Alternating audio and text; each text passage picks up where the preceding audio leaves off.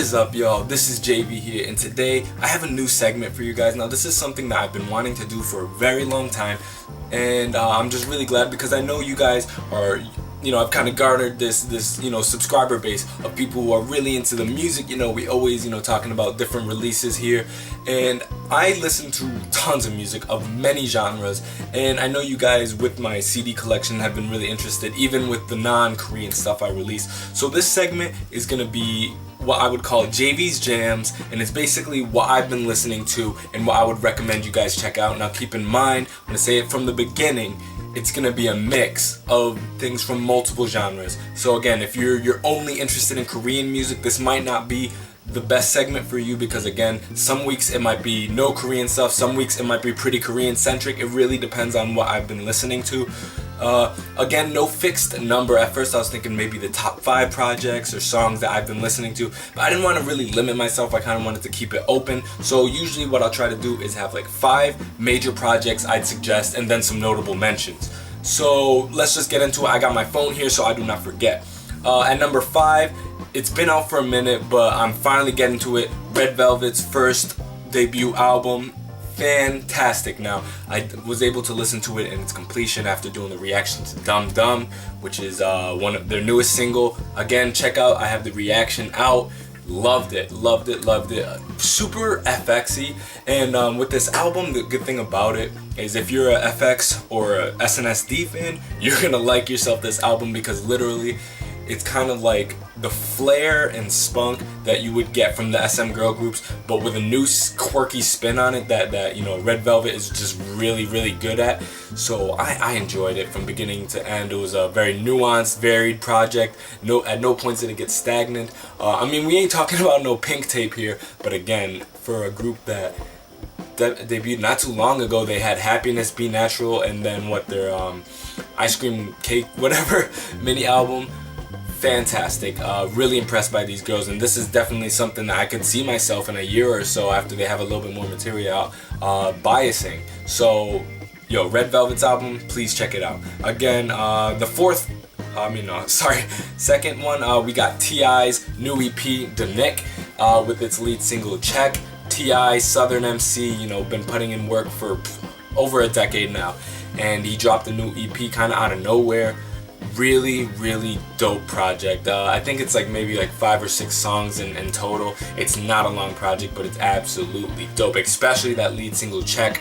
I'm really enjoying it. It's heavy trap based production. He has Young Thug on it and a song named Peanut Butter or something. I can't remember, but again, a really dope project. So if you're into American trap rap, that's definitely the suggestion I would give you. And the good thing about T.I. is that he uses the very new, Metro Boomin, all these kind of new trap producers, Beethoven and stuff like that. He will collab with them, and not maybe them specifically, but producers like them. However, he still has that old school lyricism to him. So if you're not really into kind of the less lyrical, Young Thuggish, Future, Rich Homie Quan, Migos kind of stuff, or not Migos is kind of lyrical, kind of, but then go to T.I., man. He definitely has that lyrical side to him. The third project I would suggest is Devil Wears Prada, the Space EP. Now the good thing about this one, this is a way different genre that y'all might not be into, but I'm really into metal and post-hardcore music. Devil Wears Prada been putting in some work. It's really hit or miss with their projects with me. I'm a big fan of Plagues and Zombie EP, which was a number of years ago. Their latest 2 projects, Dead Throne and 818, I was not a fan of at all. I just really didn't like the generic taste. It felt bland, generic. It felt, just some oversaturated. It was kind of a stagnant project. This album definitely had the flair and spunk of the Zombie EP with this crazy celestial, strange production to match that space theme that they were going for, and really hard breakdowns, against reminiscent of what you would hear in Plagues, or even on the B-sides of with Roots Above and Branches Below, which is their follow-up album to that. So again, if you're a fan of metal or at least post-hardcore music, because they do utilize some cleans in there, Devil Wears Prada, Space EP, I would highly suggest it. The second one, I'm getting my numbers all because I counted down. The fourth one, Rick Ross, his new mixtape, Black Dollar. Now, I was walking into this kind of hesitant because his last two projects, they weren't bad, but they weren't necessarily what I had come to expect of a MC of the caliber of Rick Ross. Miami MC put out really quality stuff. Like some of his albums, like God Forgives, I Don't, and Teflon Don, to this day, absolutely fantastic. Bumping the whip, great lyricism, great feel.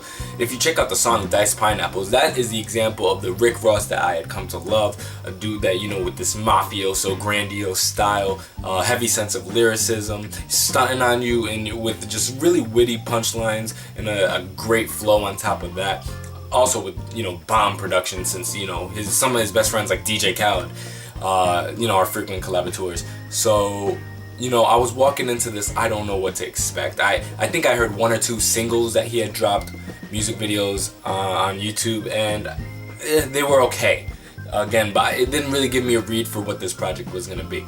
The two projects he released beforehand were Mastermind at the beginning of the year, and then Hood Billionaire towards the end of 2014. 2 albums in 1 year.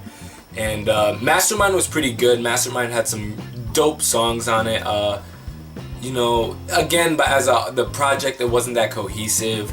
It had its hit or miss moments, but it was a decent project. Hood Billionaire was more of the trap Rick Ross, and I wasn't digging it at all. I thought it was kind of weak. It had some songs that I guess slapped here and there, but nothing really that impressive. But now we got the album Black Dollar, actually mixtape. Fantastic. It's a little lengthy. I think it's at like 16 to 18 tracks in its entirety. But I mean, he is back on his old stuff. It was just that Miami, warm, suave, in your face, ain't afraid of nothing, we saw a side like the gangster Rick Ross that I feel like I haven't seen in a minute. I mean, with the trap raps and blow your head off kind of stuff. But I mean, this one, he would, like, you could tell there was a hunger in there that I was really impressed by. Please check out this album. If you're a rap fan, Rick Ross, Black Dollar, that's what you need to be listening to. And then the last of like the solid projects before we get to honorable mentions, we got G.Soul, Dirty. If I'm not mistaken, G.Soul's signed to JYP, and he put out a project not too long ago in 2014 that I was a big fan of. Absolutely fantastic vocalist. So with the second EP or mini album, I wasn't exactly sure what direction. That first one was super R&B centric. This one I was expecting the same thing. That's not what I got at all. We got some real deep house production. I absolutely love this album. I've only had it for like a week or so, but I've listened to it maybe front to back 6 times. I put it in the car all the time. Just really low bass lines, some 90s deep house kind of feel, doom, doom, doom, doom, doom, doom. It's so good. Absolutely fantastic vocals on top of that. The only complaint I would say is that it's real short. It's 3 songs and an intro. So 4 songs in its entirety.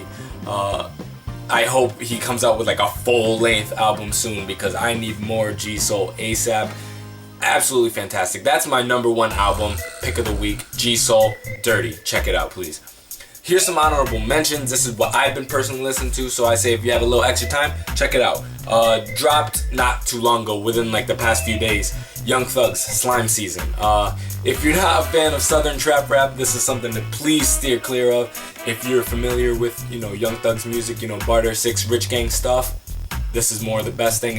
Leading singles, we got, again, with it's a collaboration with him and Gucci Mane, or Gucci Mane, I don't know how to pronounce it. And then you have the other song, Best Friend.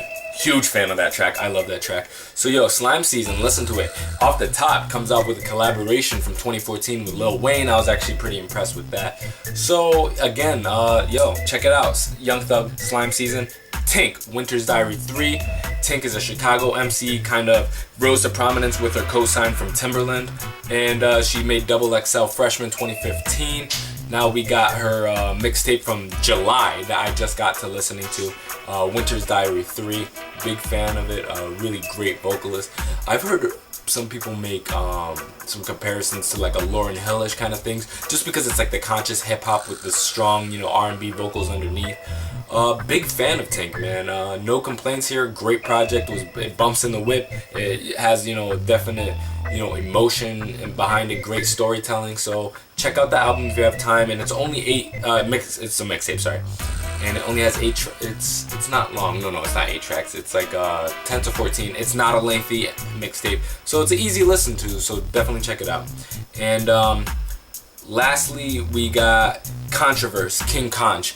Now, this is something I just listened to today, and it wasn't by recommendation. It was something I kind of just MC I stumbled across. He did an interview, I believe, with Hot 97, and then he did like a podcast that I listened to. And he's he's a New York MC. Really dope delivery, and I was really impressed. So I didn't really know what to expect walking into this, but I got myself, you know, 8 solid tracks, decent production for someone who's not really ranking in massive views. I don't think he's signed yet. I checked his YouTube, it only has a couple hundred subs. So we're talking about an MC that's not necessarily new, but hasn't like hit the mainstream yet. Put together a really solid project. Again, King Conch. If you haven't checked it out and you have some extra time, please do so. I think you might like it. If I had to compare him to somebody, maybe like a male Azealia Banks, maybe. And forget all the, you know, the controversial opinions on that. From a straight music standpoint, just that 90s, you know, gay scene kind of music. You get the house influence. Yeah, I definitely like see that reflected in his music. So if you have an extra time, again, Controverse, King Conch. And so those are all my recommendations. This is a segment for y'all music heads if you need something extra to listen to. I'm gonna link everything and list everything that I said in this video, so you can remember the names in order of me mentioning them. And I hope you definitely check it out if you're able to do so. Let me know what you think about this new segment. Again, this is for y'all music heads. I'm still obviously gonna have my reaction stuff. This is just something new I'm introducing there. These will be long-winded depending on the artist and the amount of projects I've watched that week. But I hope you guys are interested. Till next time, this is JV. I love you guys. Bye.